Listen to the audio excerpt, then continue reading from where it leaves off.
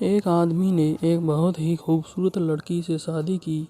शादी के बाद दोनों की ज़िंदगी बहुत प्यार से गुजर रही थी। वह उसे बहुत चाहता था और उसकी खूबसूरती की हमेशा तारीफ़ किया करता था। लेकिन कुछ महीनों के बाद लड़की चर्म रोग से ग्रसित हो गई और धीरे धीरे उसकी खूबसूरती जाने लगी। खुद को इस तरह देख उसके मन में डर समाने लगा कि यदि वह बदसूरत हो गई तो उसका पति उससे नफ़रत करने लगेगा और वह उसकी नफ़रत बर्दाश्त नहीं कर पाएगी। इस बीच एक दिन पति को किसी काम से शहर से बाहर जाना पड़ा। काम खत्म कर जब वह वापस लौट रहा था, उसका एक्सीडेंट हो गया।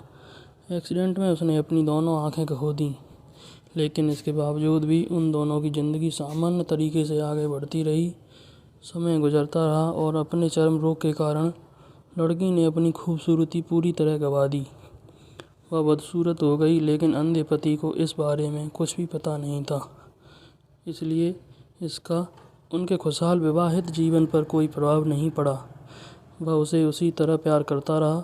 एक दिन उस लड़की की मौत हो गई। पति जब अकेला हो गया था, वह बहुत दुखी था। वह उस शहर को छोड़कर जाना चाहता था।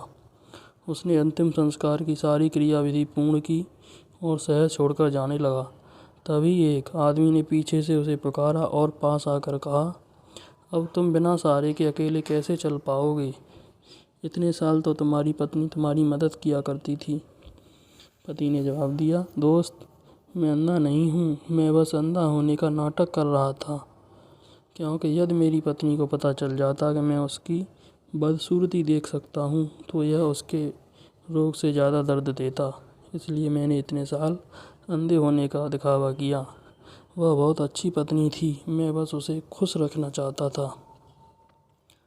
सीख: खुश रहने के लिए हमें भी एक दूसरे की कमियों के प्रति आंखें बंद कर लेनी चाहिए और उन कमियों को नज़रअंदाज कर देना चाहिए। धन्यवाद।